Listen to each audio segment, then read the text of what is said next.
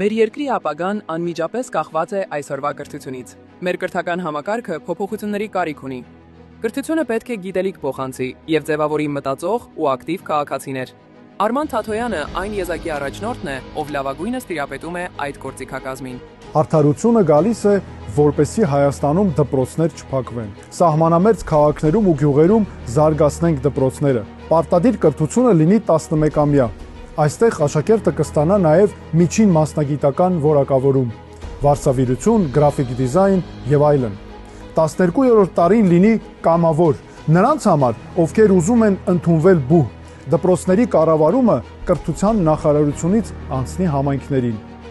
Ատեստավորում չանցած որևէ ուսուցիչ չզրկվի աշխատանքից։ Գյուղում ուսուցչի համար լինի հատուկ ծրագիր մինչև 0% վարկով կամ մեկնարկային ֆինանսավորմամբ, իսկ երկարաժամկետ աշխատանքի դեպքում բնակարան, հողամաս կամ միանվագ ֆինանսական աջակցություն, արական սեռի երիտասարդներին տրվի զինվորական ծառայությունից տարկետում։ Կրթության բյուջեն լինի հնայի 3.5%, մինչև 5% դարձնելու հեռանկարով։ Արդարությունը գալիս է, որպեսզի Հայաստանի պետական բուհերում Հայաստանի քաղաքացիների համար բարձրագույն կրթությունը լինի անվճար։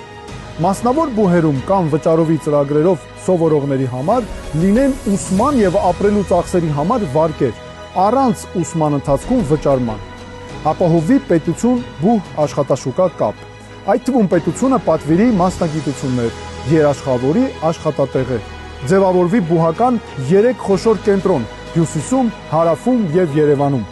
Մարզերում զարգացնենք համալսարանները։ Գորիսը ունենա տեխնոլոգիական համալսարան, Գյումրին մանկավարժություն, տնտեսագիտություն եւ այլն։ Արդարությունը գալիս է, որպեսզի երիտասարդի հաջողությունը կախված լինի գիտելիքից եւ աշխատասիրությունից։ Հունիսի 7-ին քվեարկեք մեր օգտին։ Արդարությունը գալիս է մեզ վերադարձնելու մեր երկիրը։ Առանց ձեր քվեի չկա արդարություն։ Քվեարկեք միասնության թևերի օգտին։ Քվեաթերթիկ համար 6